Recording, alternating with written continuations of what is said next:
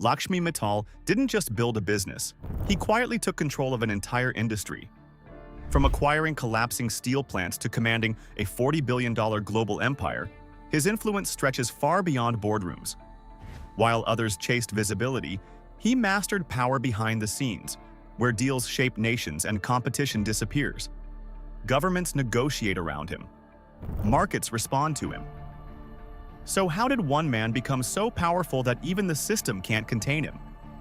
In this video, we break down the rise, strategy, and dominance behind his untouchable empire. The industry no one wanted. Before the world ever associated his name with a $40 billion steel empire, the story of Lakshmi Mittal didn't begin with power. It began with something far less impressive. A struggling steel business in Rajasthan, India. Not a global operation, not an industrial empire, just a small family-run trading business dealing in steel, buying, selling, surviving in a market where margins were thin and competition was local.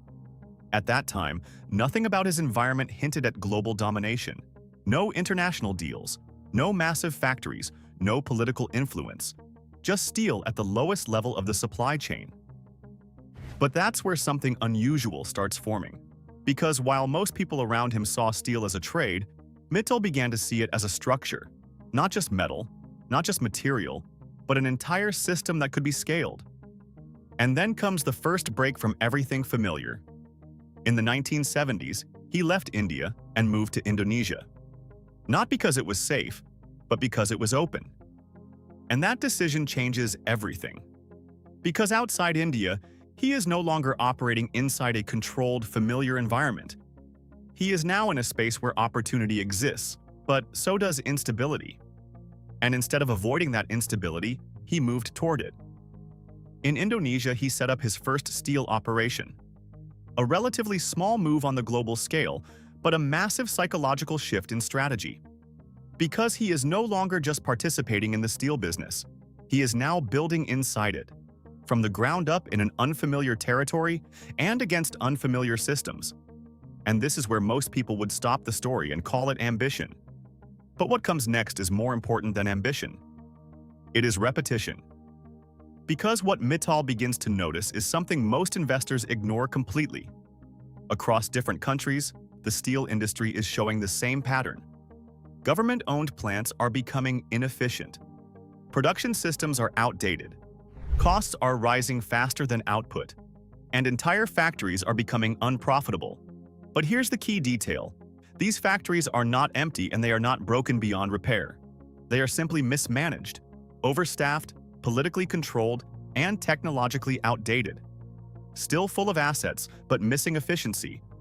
And that gap is where everything changes. Because while most investors see risk, Mittal sees opportunity. Not in building new factories, but in taking over existing ones that everyone else is abandoning. And this is where a very specific pattern begins to emerge in his early strategy. He doesn't compete for the best companies. He avoids them entirely. Instead, he targets the weakest points in the industry. Failing plants, distressed assets, government-owned facilities that were losing money year after year. The kind of businesses most people would label as dead investments. But to Mittal, they represent something else entirely. Infrastructure that already exists, workforces already in place, production capacity already built. All waiting for one thing, a system that actually works. And once he enters these environments, his approach is not gradual, it is direct. Costs are immediately reviewed, inefficiencies are removed, operations are restructured, and production is pushed back into profitability. No long transition phases, no emotional hesitation, no attachment to outdated systems, just execution. And something interesting starts happening. The same factories that were considered losses begin to recover. Slowly at first, then consistently. And this is where people around him start misreading the situation, because they think he is simply good at turnarounds. But that's not what is actually forming. What is forming is a repeatable model. A pattern, a system that can be applied anywhere, different countries, different factories, same result structure. And while this is happening quietly in different parts of the world, the global steel industry is still not paying attention. Because at this stage, Mittal is not a headline name. He is not a global disruptor yet. He is simply an aggressive investor operating in overlooked markets. At least, that's what it looks like from the outside. But internally, something much larger is being built. Because every acquisition adds more than just production. It adds experience in restructuring. It adds control over supply systems. It adds understanding of how broken industrial assets can be revived at scale. And over time, these individual moves stop being isolated decisions.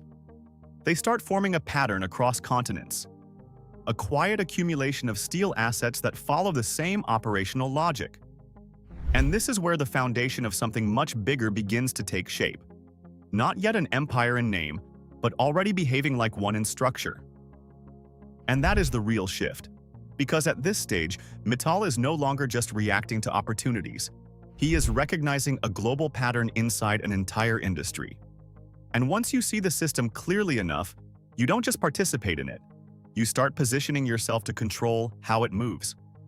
The hidden blueprint behind the empire. By the time the first signs of success started to appear, something more important was already taking shape underneath it. Not just individual deals, not just company turnarounds, but a system. A way of operating that would eventually define the rise of Lakshmi Mittal. Because what most people saw from the outside was simple. He was buying failing steel plants and fixing them. But inside that process, a very specific blueprint was being repeated over and over again. And that blueprint is what turned scattered factories into something much bigger. It always started the same way. A distressed steel plant, usually government-owned, usually heavily inefficient, and usually abandoned by serious investors. To everyone else, these were problems. To Mittal, they were already partially built systems waiting for correction. Because the most valuable part wasn't their performance, it was their structure. The factories already existed. The machines were already installed. The workforce was already in place. What was missing wasn't capacity, it was control. And that is where the first layer of the blueprint begins. Instead of building from zero, he enters systems that already exist but are broken. And once inside, the first objective is never expansion. It is stabilization. Costs are examined immediately. Inefficiencies are identified quickly. Overstaffed operations are reduced. Outdated production methods are replaced. But the important part is speed. There is no long restructuring phase stretched over years. The system is adjusted rapidly, almost aggressively, until the factory stops losing money and starts functioning as a controlled unit again. And this is where something interesting happens. Because once a single plant is stabilized, it is no longer treated as an isolated success. It becomes a template, a working model that can be applied elsewhere. This is the part most people miss when they look at his early expansion. They see multiple acquisitions in different countries. But internally, it was not random expansion. It was a repetition of the same operational formula. A failing plant is acquired. It stabilizes quickly. Efficiency is restored. Production resumes profitably. Then the exact same process is applied again, and again, and again. Different countries, different governments, different challenges, but the same underlying system. And over time, this repetition starts producing something far more powerful than individual success stories. It produces predictability. Because when a process works consistently across different environments, it stops being a strategy. It becomes a system. And systems behave differently from companies. Companies compete. Systems scale. Companies react to markets. Systems start shaping them. As more plants are absorbed into this model, another layer begins to form. Standardization. Operational methods start to align across different locations. Efficiency practices begin to look similar. Production logic becomes unified. What were once disconnected factories slowly begin operating like parts of a larger network. And that is where the real transformation begins. Because at this stage, it is no longer accurate to describe these as separate businesses. They are becoming interconnected points inside a single industrial structure. A plant in one country is no longer fully independent from a plant in another. Knowledge flows between them. Processes are repeated across them. Efficiency improvements are transferred from one to another. And slowly, the entire system starts to behave like one coordinated Mac. This is the hidden part of the empire most people never see. Not the acquisitions themselves, but the architecture behind them. Because once you understand that each turnaround is not an isolated event but part of a repeatable design, then the scale of what is being built becomes clearer. This is not expansion through opportunity. It is expansion through replication, and replication has a compounding effect. Each successful recovery adds more than profit. It adds confidence in the system. It adds experience in execution. It adds speed to the next move. So while outsiders still see individual companies being saved, internally, something much larger is forming. A network of steel production units operating under one logic. A structure that becomes stronger with every addition. And once that structure reaches a certain size, something shifts again. Because it is no longer just about fixing broken assets. It becomes about managing an emerging global system. One that spans countries, economies, and supply chains. And at that point, the blueprint stops being just a business strategy. It becomes the foundation of an empire. And by now, the pattern was no longer invisible. The industry could feel it shifting, not loudly but steadily.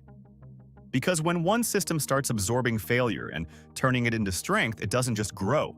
It changes the balance. And once that balance begins to tilt, the next move is never small. The moment the empire took control. By the time most of the world started paying attention, the foundation had already been built. Not loudly. Not dramatically, but piece by piece across continents. And at the center of it all was Lakshmi Mittal, who was no longer just fixing broken steel plants, but connecting them. Because something had changed. What used to be separate acquisitions were no longer operating like separate businesses. They were beginning to move together. A plant in one country was no longer isolated from another. Processes were shared, efficiency systems were aligned, decisions were no longer local. They were coordinated. And slowly, without making noise, a network had formed. But even at that scale, it still wasn't complete because there was one missing piece. Europe. At the time, Europe represented one of the most powerful centers of global steel production. And at the heart of it was Arcelor, a company built through major mergers backed by strong industrial economies and protected by political influence. It wasn't just another steel producer, it was a symbol of industrial control in Europe.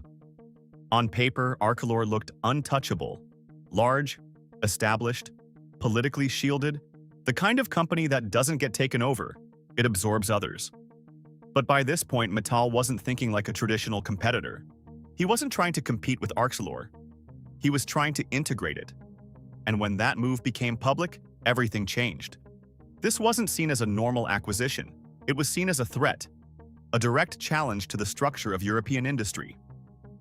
Resistance came immediately. Executives rejected the idea. Governments raised concerns. Public narratives turned defensive. There were even attempts to block the deal. Alternative mergers were proposed to stop him. Pressure came from multiple directions at once. Because this wasn't just about business anymore, it was about control. But while the world focused on the conflict, something deeper was already in motion, because Mittal wasn't approaching Arcelor as a standalone company. He was approaching it as part of a system he had already built.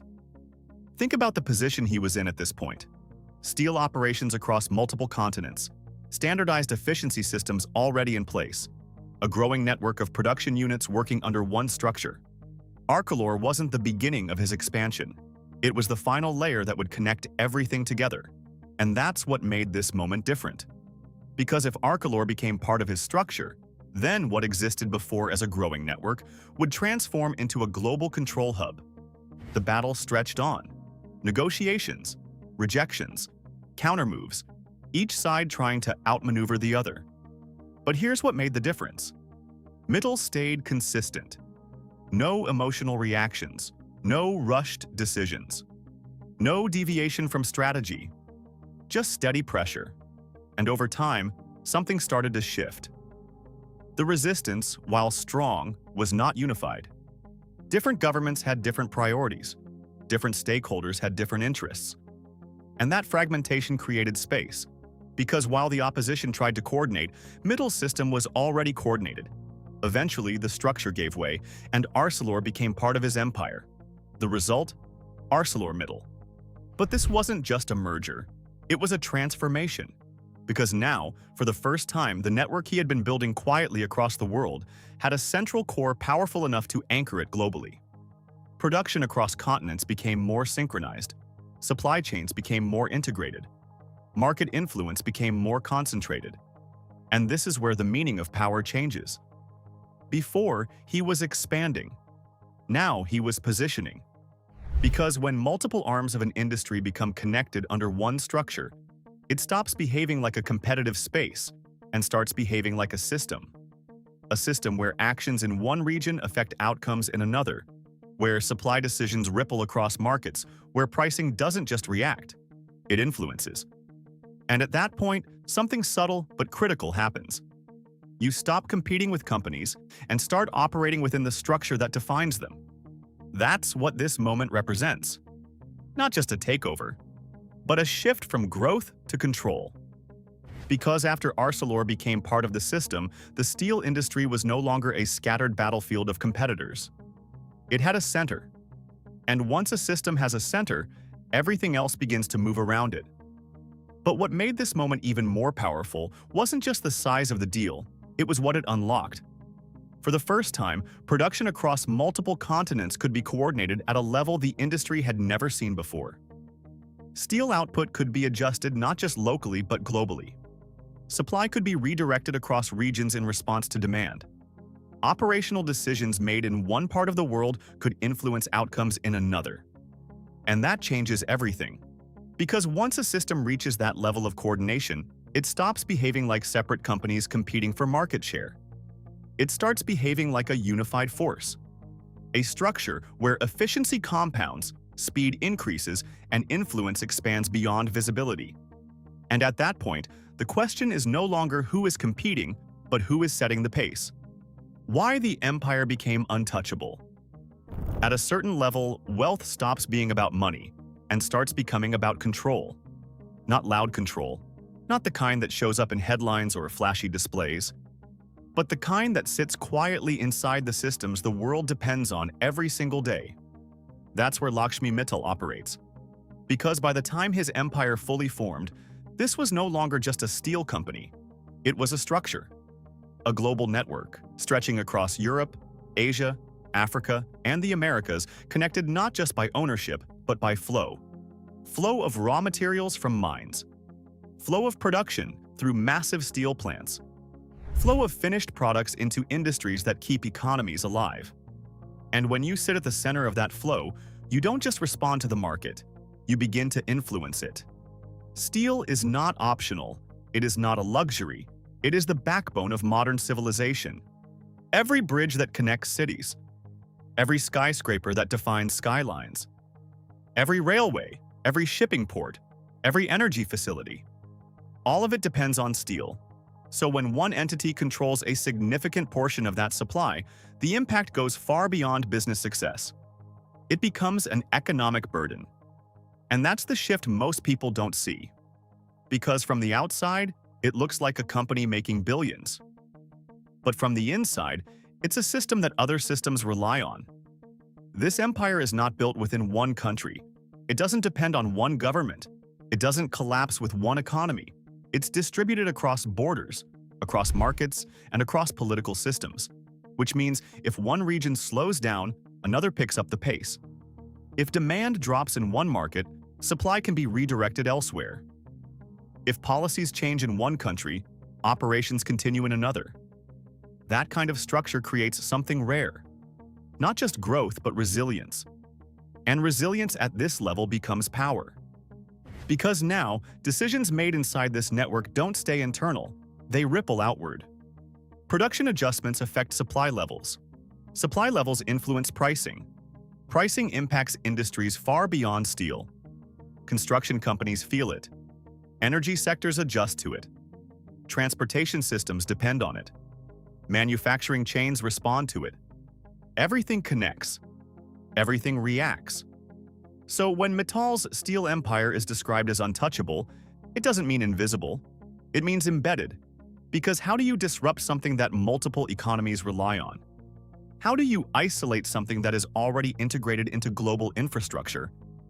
How do you regulate something that operates across dozens of countries, each with its own laws, interests, and dependencies? You don't, at least not easily. And that's where the real power exists. Not in attention, not in noise, but of structural importance. Then comes the financial layer, because when people hear about the $40 billion empire, they often think in terms of cash. But that number only scratches the surface. What this empire actually represents is control over assets, steel plants across continents, mining operations that feed raw materials into production, logistics networks that move products across global markets, each layer reinforcing the next. Each part makes the system stronger, more efficient, and harder to replace. This is not passive wealth. It's an active infrastructure. Factories don't just exist, they produce constantly. Markets don't pause, they demand continuously. Supply chains don't stop, they move relentlessly. And all of that feeds into one structure. At this level, wealth is not stored. It circulates. It grows through movement, through production, through global demand cycles. And the person at the center of it no longer needs to chase opportunities, because the system itself generates them.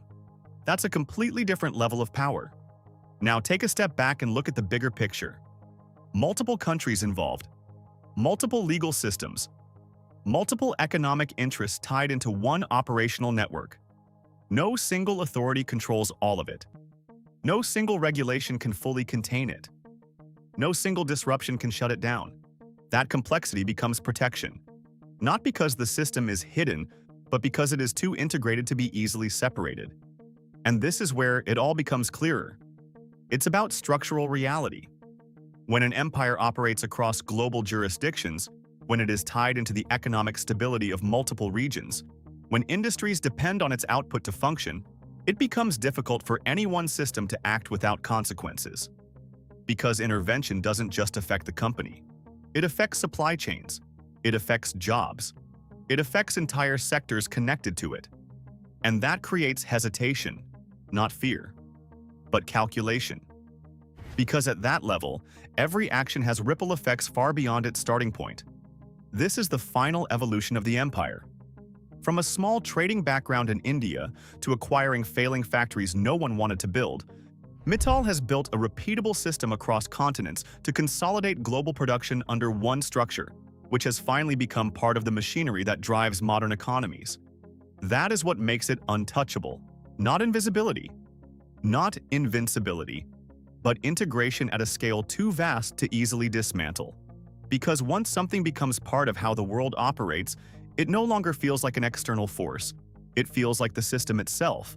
And at that point, you're no longer just inside the empire is inside everything. From forgotten factories to a system the world now relies on, Lakshmi Mittal didn't just build an empire, he embedded himself inside global industry. And when power becomes structural, it's no longer seen, but it's always felt. What do you think about the Lakshmi Mittal steel empire? Drop your comment in the comments section below. And if you have enjoyed this video, subscribe to Global Status for more. Don't forget to like the video so we can continue to break down more empires.